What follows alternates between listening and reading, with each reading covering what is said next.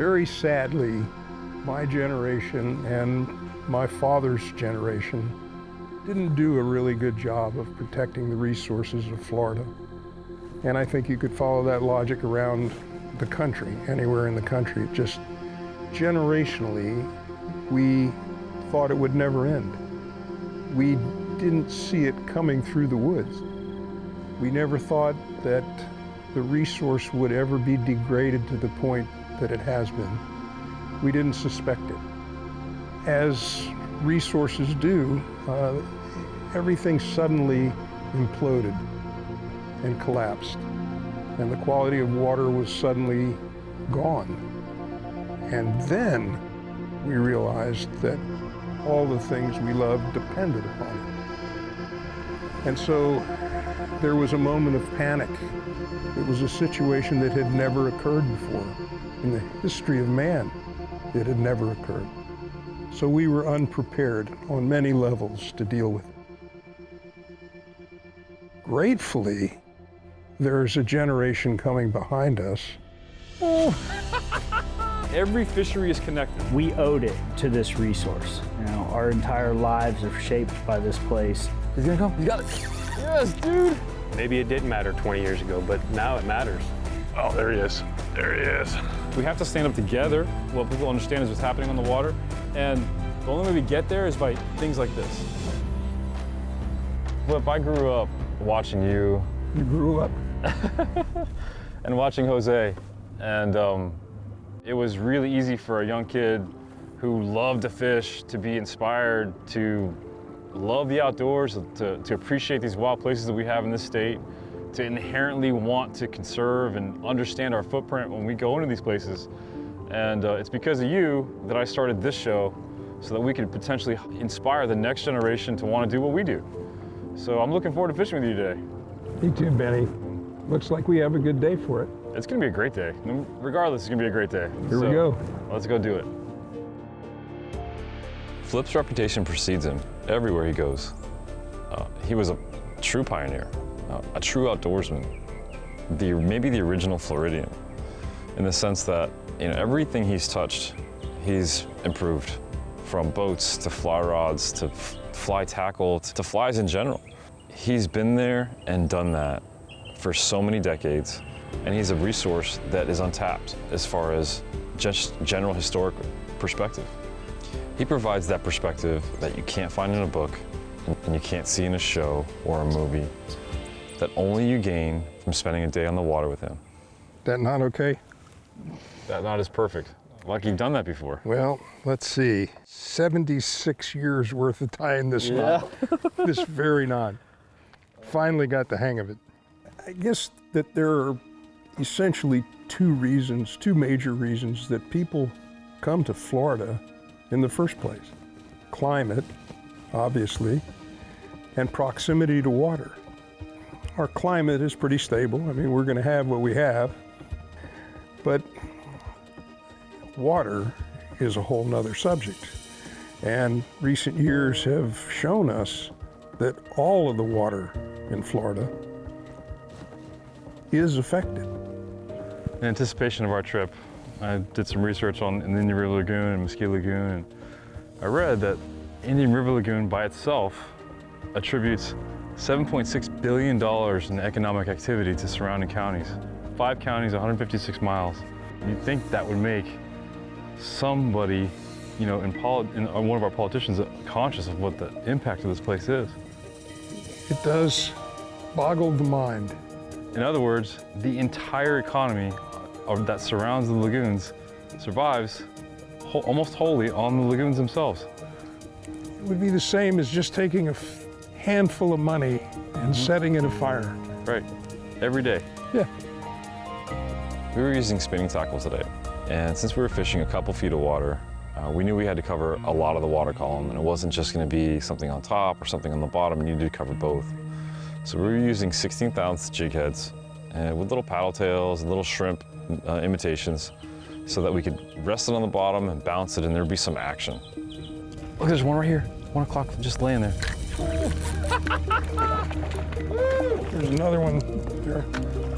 That was amazing. Look there, Benny. Oh, I see him. School. Yep.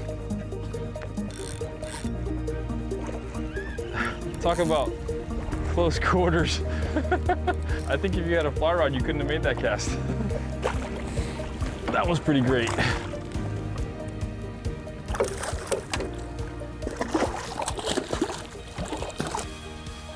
So, okay, if I wet my hand and rub his nose so that he forgets everything.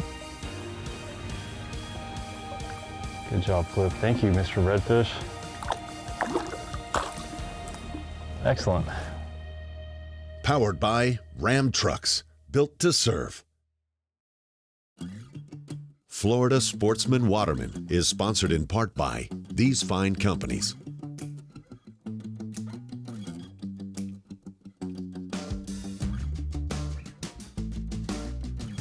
In general, you're surrounded by noise all day, every day. And when you find a place like the estuaries in the state of Florida, like Mosquito Lagoon or Indian River Lagoon, where you literally are surrounded by silence, it's a place to find yourself and to lose yourself. And this morning with Flip was very much like that. Troutsters. Isn't it trout or? It's a redfish.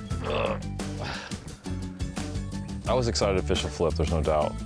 It was something I was looking forward to for a while. It's the little things that catch you off guard. For me, catching a fish off the back of the boat is something I do occasionally. It's not a huge deal, but when I look down off the platform and Flip Pallot has the net in his hand and he's netting my fish and congratulating me on a cast I made, maybe a lifetime achievement for me.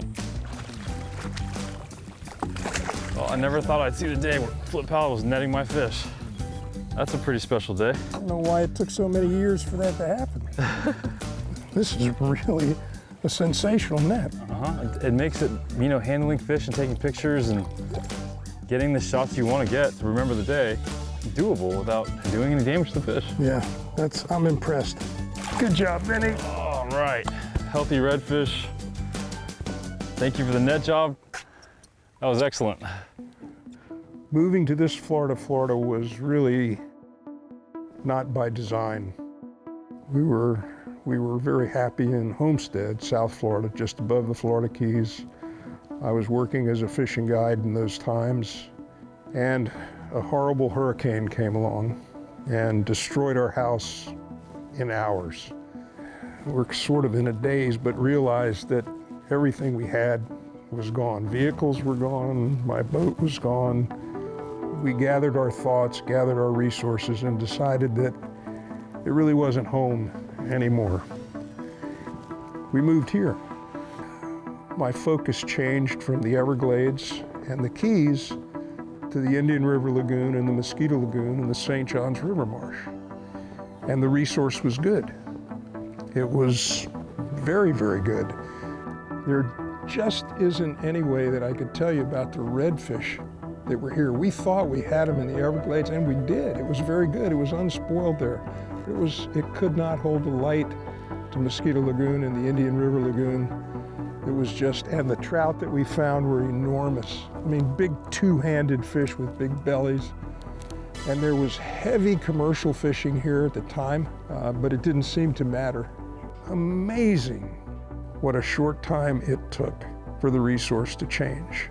There were many, many factors that have caused it to change and have caused the Indian River Lagoon system to have lost its seagrasses and developed tremendous algal problems and septic problems and herbicide problems and pesticide problems, and all these things combined to degrade the resource.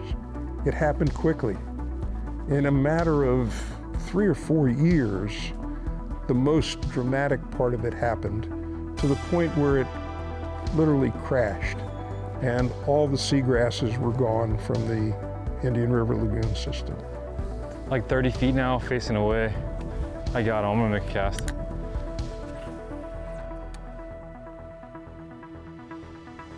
Got him. Got him. They do eat. That was pretty good.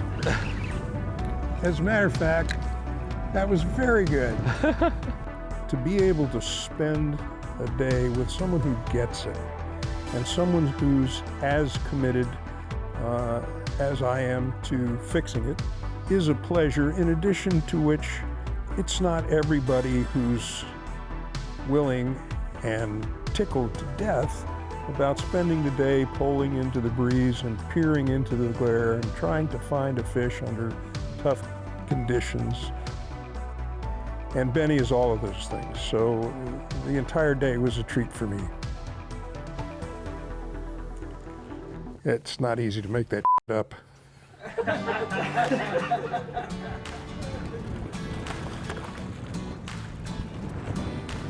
Got him. Thank you, Flip. I know you saw him and just gave me the shot. Right. I had no idea that fish was there. Absolutely none. Forget everything. Thanks, little buddy.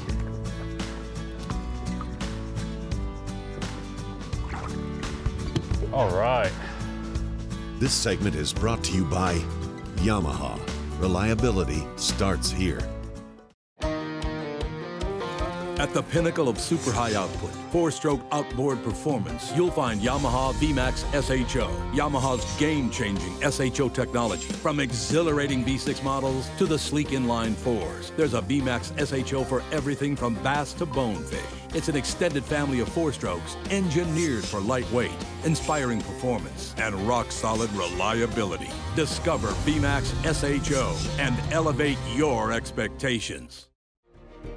Florida Sportsman Watermen is sponsored in part by these fine companies.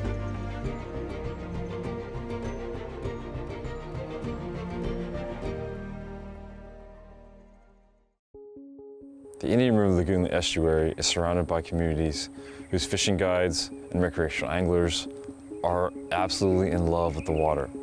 Like every other fishery, that's the common denominator. You know, everybody in this room loves the Indian River Lagoon system, whether you fish mosquito, the banana, the main IRL.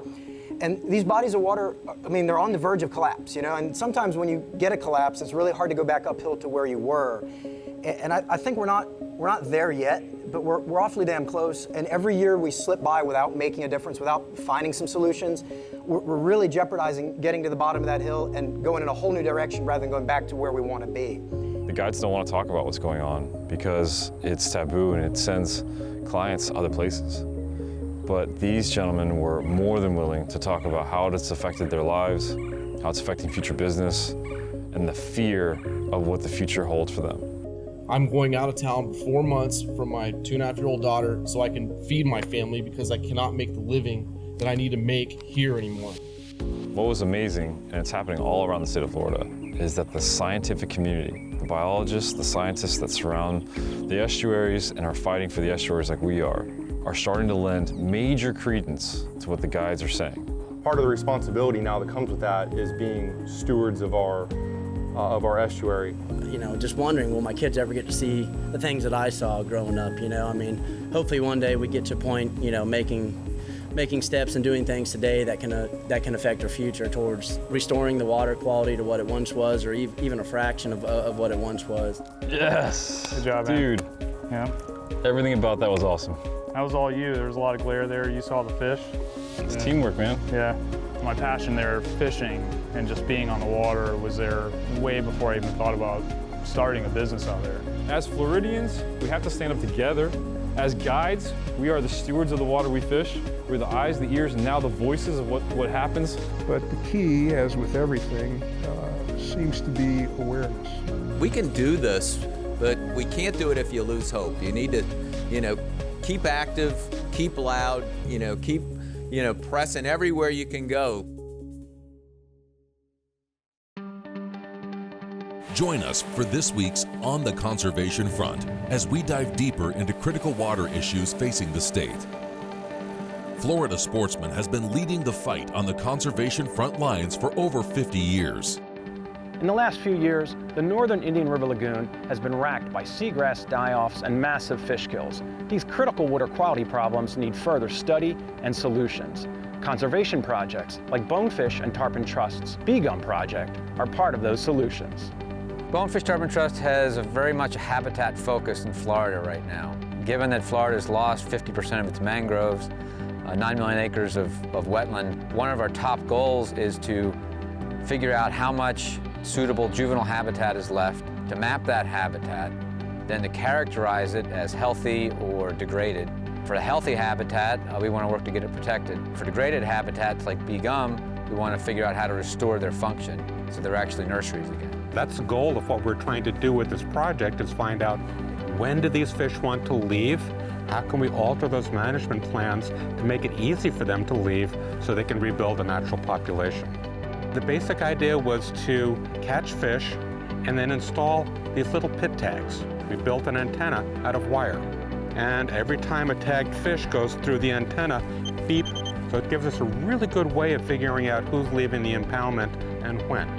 So what we did is worked with Indian River County Mosquito Control District to open the culverts during the summer for about a week period. When we did that, a lot of the snook and tarpon emigrated. They did what they were supposed to do. Snook after snook after snook after tarpon all went flooding out of these impoundments. We all know that fish depend upon healthy habitats. So big picture again here is to start working with the state, the counties, and everyone else to turn habitat back into the center of focus for fisheries habitat management. This segment is brought to you by Gulp Saltwater. Outfishes all other bait. The new Spin Fisher 6, the strongest spin fisher in a line of legendary spinning reels. And our proprietary CNC gearing is precision cut from brass and aluminum to create a gear system that's smooth out of the box and durable over the lifetime of the reel. Sealed from top to bottom to improve IPX5 standards, the new Spin Fisher 6 can be sprayed and splashed from all directions and still won't allow water into the gearbox or drag system. That reel did the job there.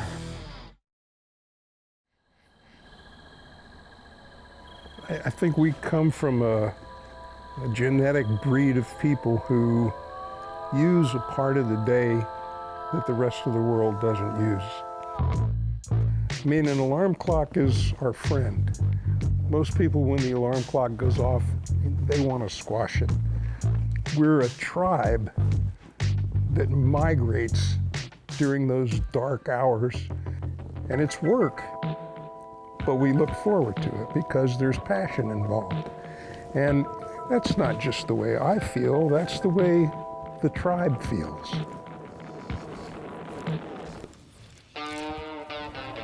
Yes. Got him.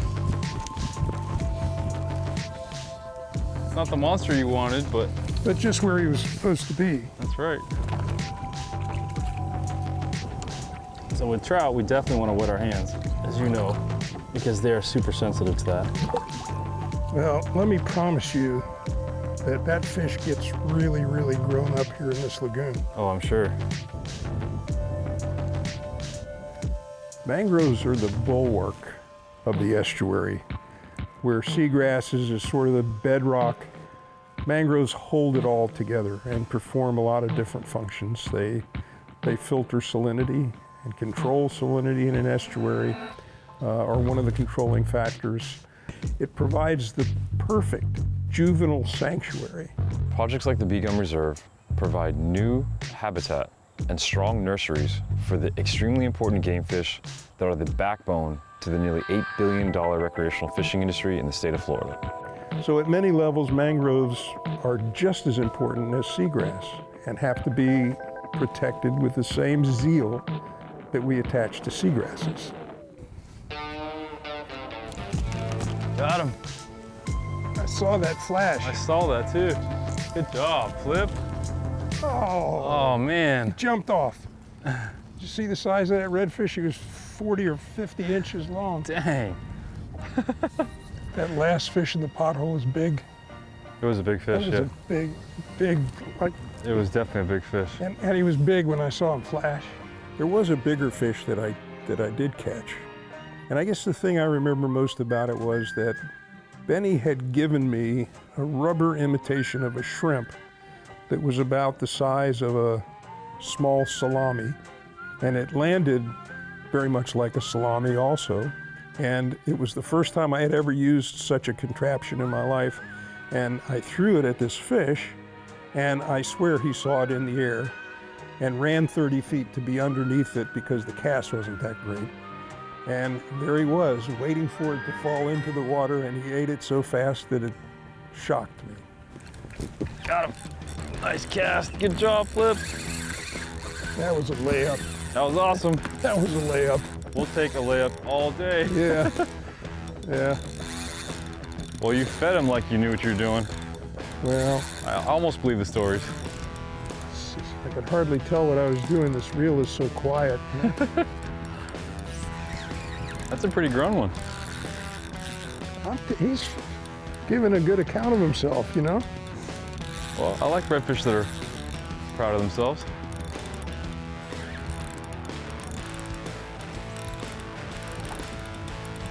Where is this guy getting all his energy from? I don't know, but I love it. Yeah, this is very un-redfish-like. You know what, I don't want to do anything crazy here. I know we want this fish. That's a great fish. Got him. Excellent job, sir. Thanks, Benny. I guess you're going to want me to pull you now, huh? Oh, no. I could watch that all day. Well, that's a great fish, Flip. Excellent cast. You do know what you're doing. So I'm so lucky, you know? You see a fish like that in conditions like this that are so adverse. Right. And you've got to take your hat off to Mother Nature. She's a pretty tough cookie, but she needs our help right now. Mm-hmm. Very resilient. She proves it again and again and again. Well, here you go. She'll come back and come back. If we could just help her a little bit instead of strangle her, we might see this place full of fish like this again. All right, well, he's ready. I'm gonna let him go. Yeah, good. Listening to Flip tell stories of when he first saw Mosquito Lagoon, you could tell his excitement, that raw energy that happens when you find a new estuary and you fall in love. But equally, you can see the sadness in his eyes and hear it in his voice when he sees the lagoon in its state of condition today. The next generation is smarter. They're quicker on their feet than we were, and all of that is as it should be. And gratefully, seeing the problem, they've been willing to tackle it. And they've done a better job than we ever could. Today, my friend Flip wakes up with new hope because this movement is about education. Not only a hard plan has to surface, but a cultural change has to occur for there ever to be a solution to these problems.